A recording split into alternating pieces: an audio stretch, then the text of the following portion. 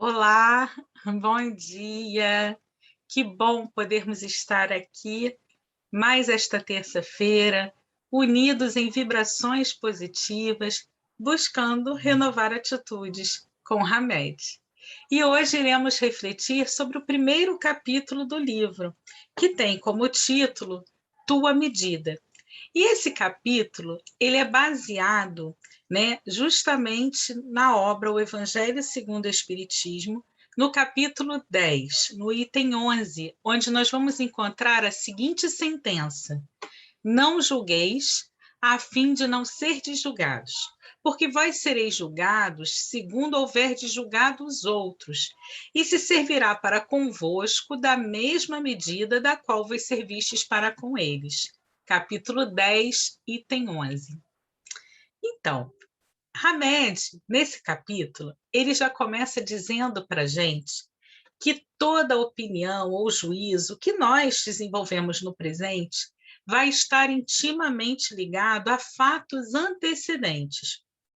Quase sempre, todos nós já passamos por experiências pretéritas. E nossa percepção de mundo ou das situações é muito baseada nas nossas vivências. Muitas das questões as quais nós temos certas até dificuldades mesmo de aceitar estão vinculadas na nossa memória profunda. São subprodutos de uma série de conhecimentos que nós adquirimos na idade infantil e também através das nossas vivências pregressas.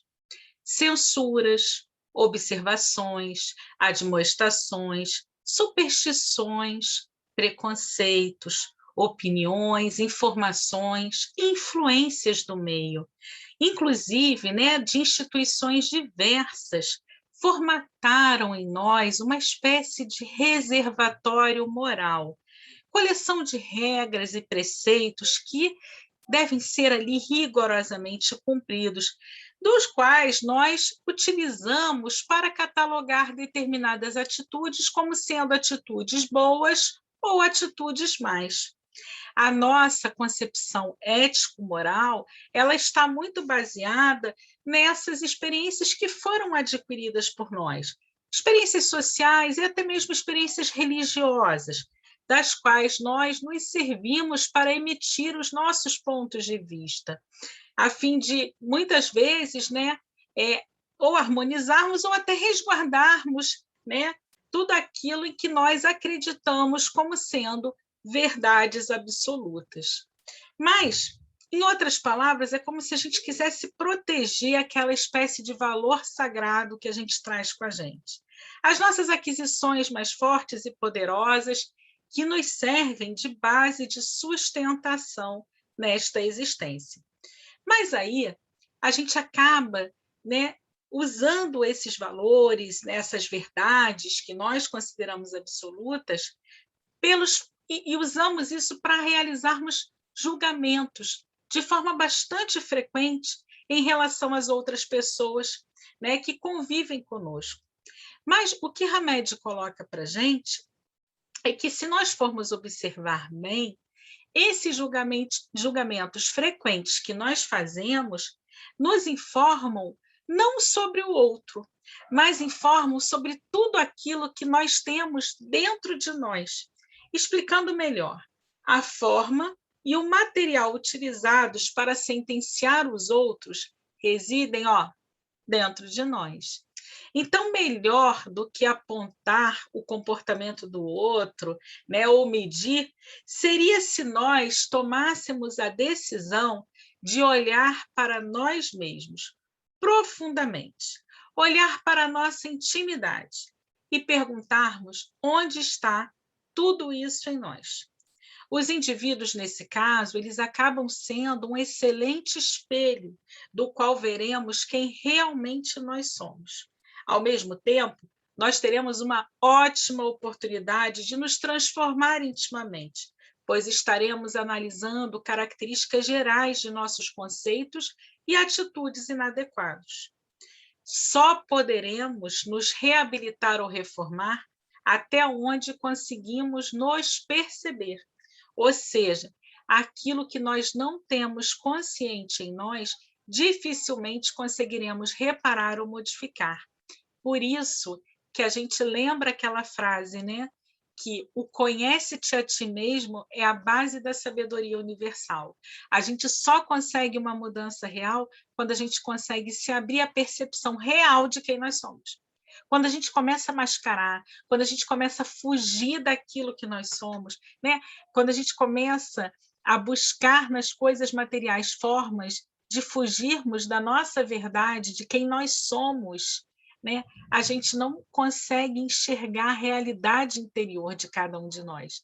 E aí fica muito difícil trabalhar isso, porque a gente fica sempre olhando no superficial. E o que é o problema disso? Porque isso influencia não só, né, na nossa vida como um todo, mas na percepção que nós temos em relação ao outro.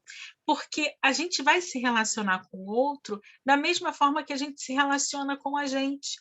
Então, Hamed coloca aqui para a gente que quando a gente não se enxerga, os nossos comportamentos perante os outros não são totalmente livres para que possamos fazer escolhas ou omitir opiniões.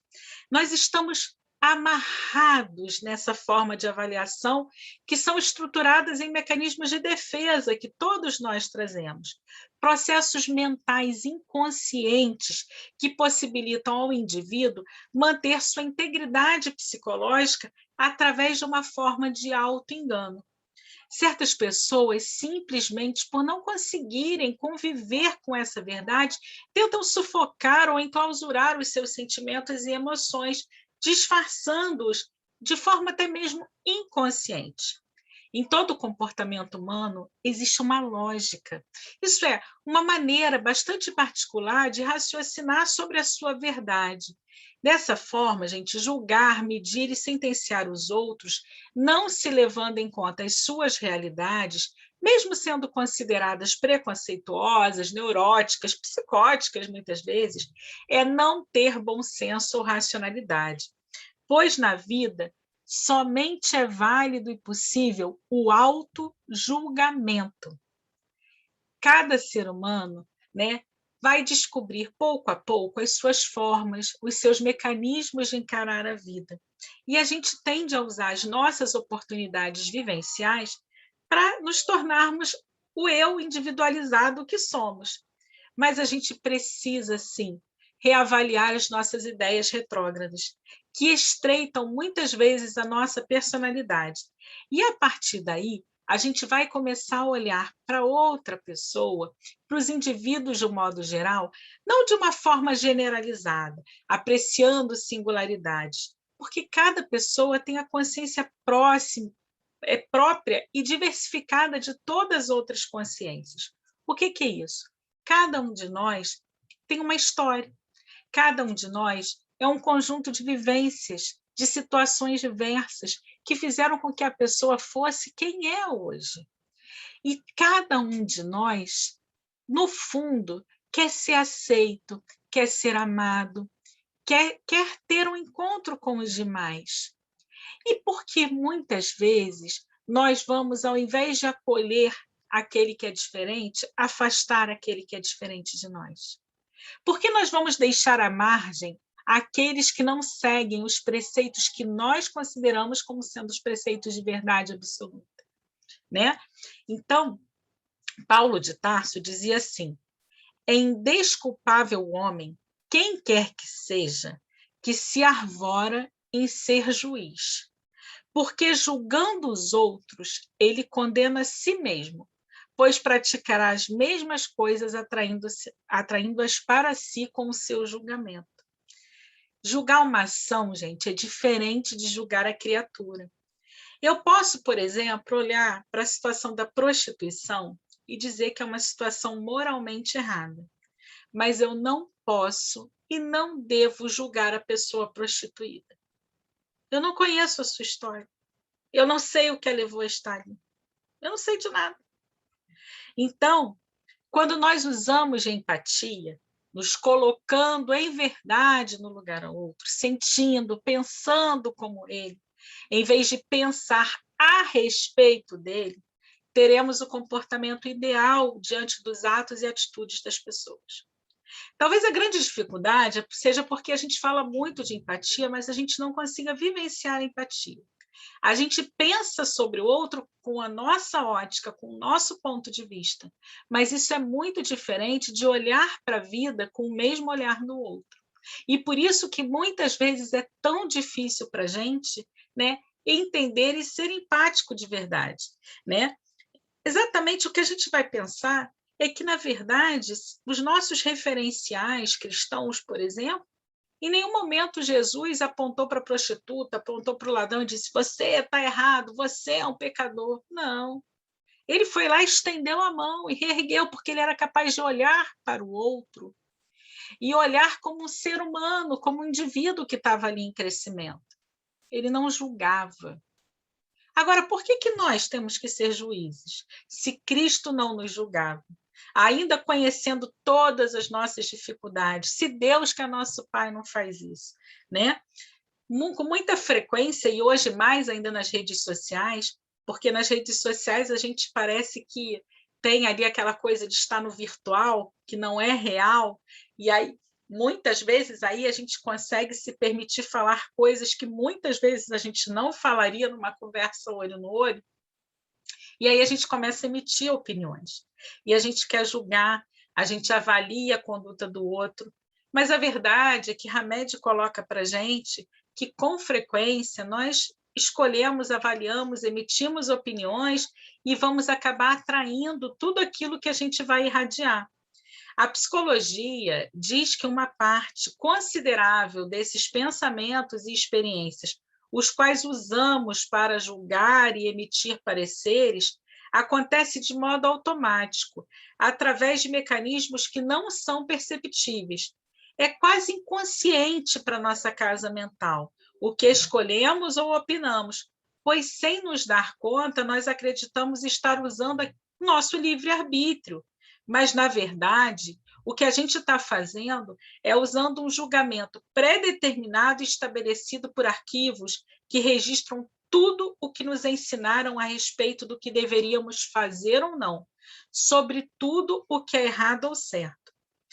Poder-se-á dizer que um comportamento é completamente livre para eleger um conceito eficaz somente quando as decisões não estão confinadas a padrões mentais rígidos e inflexíveis, não estão estruturados em conceitos preconceituosos e não estão alicerçados em ideias ou situações semelhantes que foram vivenciadas no passado.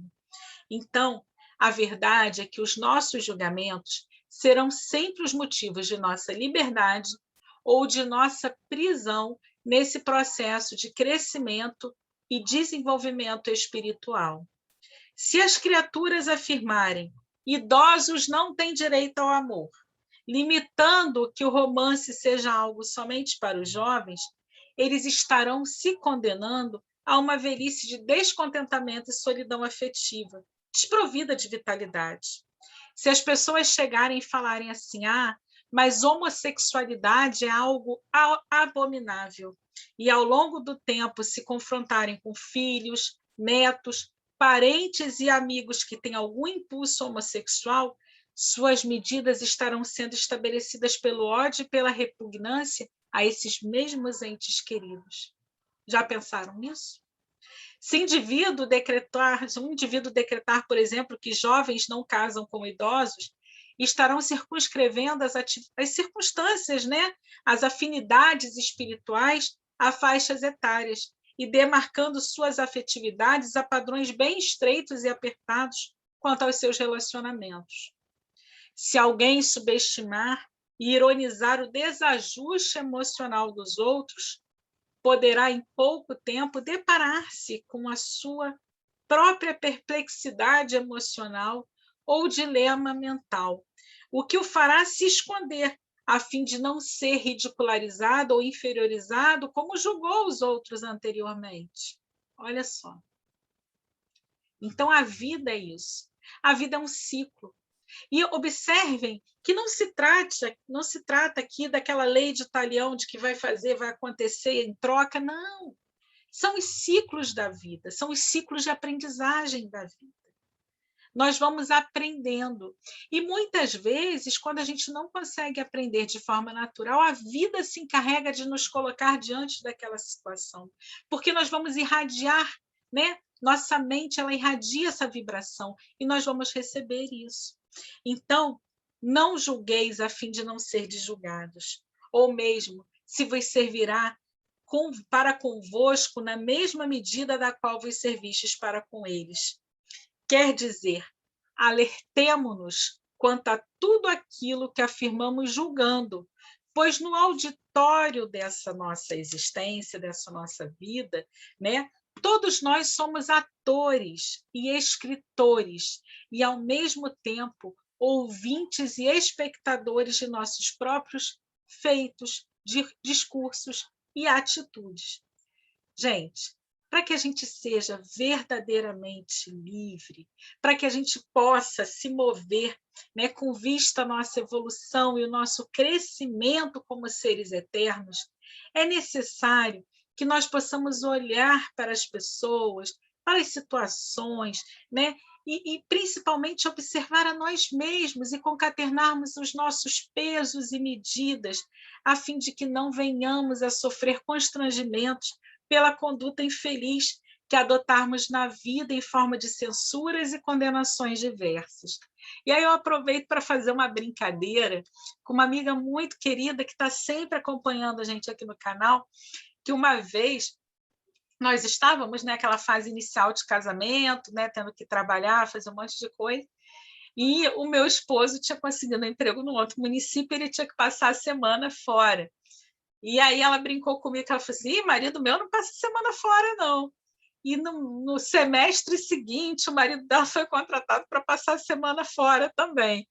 Então, assim, é óbvio que é uma brincadeira, né, que a gente está fazendo, mas de uma pessoa que é muito querida, e a gente brinca disso, né? A gente agora já não se encontra tanto mais, mas quando se encontra eu sempre lembro dessa história, mas é um pouco isso que o Hamed traz para a gente. Nosso olhar diante do mundo é o nosso olhar baseado nas vivências que nós temos. E a gente precisa entender que o outro tem uma outra vivência, tem uma outra realidade, mas que é uma outra realidade que precisa ser acolhida e respeitada, como todos nós gostamos de ser acolhidos e respeitados também. Nós temos que estar abertos, que o mundo é diverso, o mundo é plural, que muitas vezes aquilo que é difícil para nós entendermos, que é diferente, é a realidade do outro. E a gente precisa, ao menos, respeitar uns aos outros, porque essa é a base do cristianismo, que nós possamos aprender a nos amar. E a base desse aprendizado, né, os estágios iniciais desse aprendizado, eles se iniciam através do respeito. Que nós possamos ter uma terça-feira de muita paz, nesse 2 de novembro, em que muitos de nós, né, estamos ainda, né, sofrendo o impacto de perdas de seres queridos, amados, que partiram para o plano espiritual, que nós possamos ter os nossos corações confiantes de que estamos aqui num momento das nossas existências, mas que há um mundo que nós ainda não conseguimos vislumbrar, porque no mergulho da carne nós esquecemos, mas há uma continuidade para essa vida, que essa vinda, dessa nossa vida, ela não finda no além-túmulo, né? Aliás, ela não finda no túmulo, né? Que há uma vida para além-túmulo, né? E que certamente nós iremos nos encontrar. E uma coisa que eu sempre lembro é o seguinte: quando a gente ama alguém de verdade, a gente quer que esse alguém fique bem, que esse alguém esteja feliz. Eu sempre digo que se eu partisse hoje, eu não gostaria de saber que os que aqui ficaram, ficaram aqui sofrendo, tristes, sofrendo sem conseguirem seguir com suas vidas. Ao contrário, eu ia desejar que essas pessoas prosseguissem, que elas trouxessem dentro delas o meu legado e continuassem seguindo suas trajetórias confiantes e de forma bastante amorosa. Então, nesse momento, que a gente troque o sofrimento por essa certeza de que aqueles que partiram e muito nos amaram continuam a nos querer bem e que é preciso que estejamos, né, confiantes diante da vida, sabendo que esta vida é somente uma oportunidade de crescimento. E um dia todos nós estaremos juntos novamente. Muita paz para todo mundo. Até quinta-feira, para a gente continuar estudando, renovando atitudes.